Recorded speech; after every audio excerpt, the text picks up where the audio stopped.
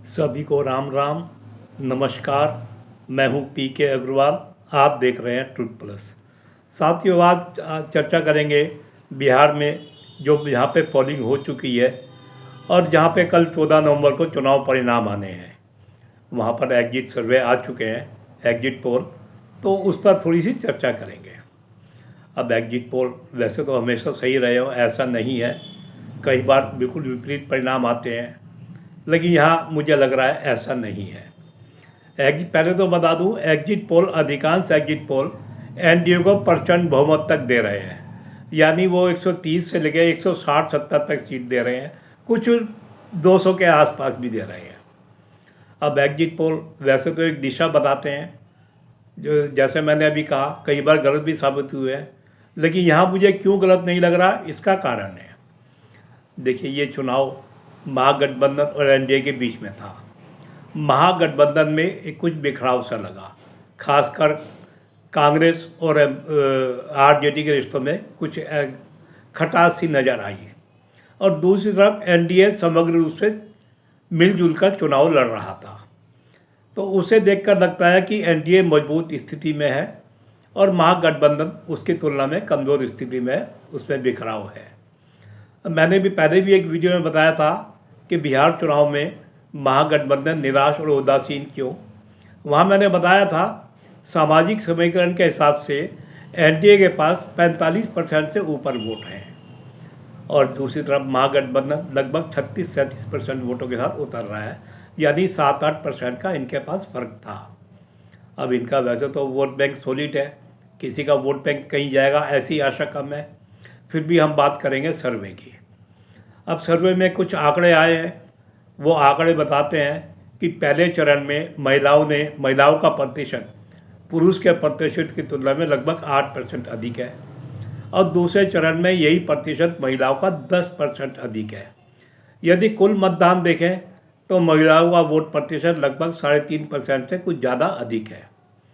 आप जानते हैं, आमतौर से महिलाओं का झुकाव एनडीए मोदी सरकार की तरफ होता है। अब मोदी सरकार ने चला रखी है महिला केंद्रित योजनाएं। अब योजनाओं का नाम तो मैं यहाँ नहीं दोहराऊंगा, जिस कारण महिलाएं एनडीए की तरफ आकर्षित होते हैं। दूसरी तरफ नीतीश कुमार जी हैं, उन्होंने शराबबंदी कर रखी है बिहार में और अभी हाल में जीविका दीदियों के खाते में उन्होंने 10,000 रुपये डाले हैं।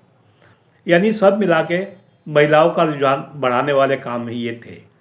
और वैसे भी जो एक सर्वे ने बताया है कि महिलाओं का 65% वोट एनडीए की तरफ गया है। अब वो कैसे निकालते हैं ये तो मैं नहीं जानता, लेकिन निश्चित रूप से जब महिलाओं का झुकाव यदि एनडीए की तरफ है, मोदी जी की और नीतीश जी की तरफ है, तो तभी माना जाएगा ना, जब कम से कम 60-65% होगा। भाई अगर 50% होगा वो तो बराबर मान लिया जाएगा। तो मैं इस आंकड़े को सही मानता हूँ कि 65% महिलाओं का वोट एनडीए के खाते में गया है, इससे मुझे कोई शंका नहीं है। बाकी और वर्ग समूह भी है, वो अलग चीज़ है। अब ये एक सर्वे ने तो ये भी बताया है कि एनडीए का वोट शेयर 48% हो रहा है। मैं इस पर भी यकीन करता हूँ कि एनडीए को हमने कई बार 50% के आसपास और 50% के पार जाते हुए भी देखा है। एनडीए का वोट कम होता है, हमने आमतौर से कम देखा है, बहुत कम देखा है। सामाजिक समीकरण जैसे इनका मजबूत है, यहाँ भी ऐसी कोई संभावना नहीं है। तो 48% होने पे मुझे कोई आश्चर्य नहीं है। अब पिछले 2020 के चुनाव में मैं आपको बताऊं, लगभग 75% लोगों ने एनडीए और महागठबंधन को वोट दिया था। 25% वो थे जिन्होंने अन्य को वोट दिया था। इस बार मेरा अपना व्यक्तिगत अनुमान है, जैसे एनडीए का वोट शेयर बढ़ने का धारणा प्रकट की जा रही है, मेरा मानना है महागठबंधन के वोट पे तो कमी नहीं आने वाली खास। मेरा मानना है इन दोनों का वोट शेयर 80 पार कर सकता है, 80-82 पहुँच सकता है। अब अगर 80-82 वोट पहुँचेगा तो अन्य के खातों से आएगा। अब अन्य के खातों से आएगा तो निश्चित रूप से उसमें नुकसान ओवैसी की AIMIM को भी होगा। सर्वे उसे आमतौर से 1-2 सीट ही दे रहे हैं और जनसुराज को भी ऐसे ही दे रहे हैं, उन्हें नुकसान होगा। लेकिन जब 48% वोट यदि एनडीए का पहुंच जाता है 48 से 48 के पार, तो आप ये समझे वो चुनाव परिणामों के हिसाब से वो स्वीप वाली स्थिति उत्पन्न हो जाती है। अब जब मैं स्वीप वाली स्थिति कह रहा हूँ तो स्वीप का मेरा मतलब है बिहार में 243 सीट है और स्वीप का मतलब है कम से कम 180 या 200 तक सीट आना। आपको पता होगा 2010 में एनडीए ने 206 सीटों पर सफलता प्राप्त की थी। तो अब ये यदि ये इस बार भी आंकड़ा ऐसे ही पहुंचता है तो हो सकता है इस बार 2010 दोहराया जाए या 2010 के आंकड़ों के आसपास रहा जाए, ये मेरा अनुमान है। अब देखते हैं वास्तविक चुनाव पर परिणाम क्या आते हैं, कौन कितनी बाजी मारता है। चुनाव परिणाम आने के बाद हम चुनाव परिणामों का भी विश्लेषण करेंगे, क्योंकि ये जो बिहार में चुनाव हुआ है ये चुनाव कहने को तो महागठबंधन और एनडीए के बीच में था, लेकिन मेरा व्यक्तिगत मानना है ये तेजस्वी और एनडीए के बीच में था।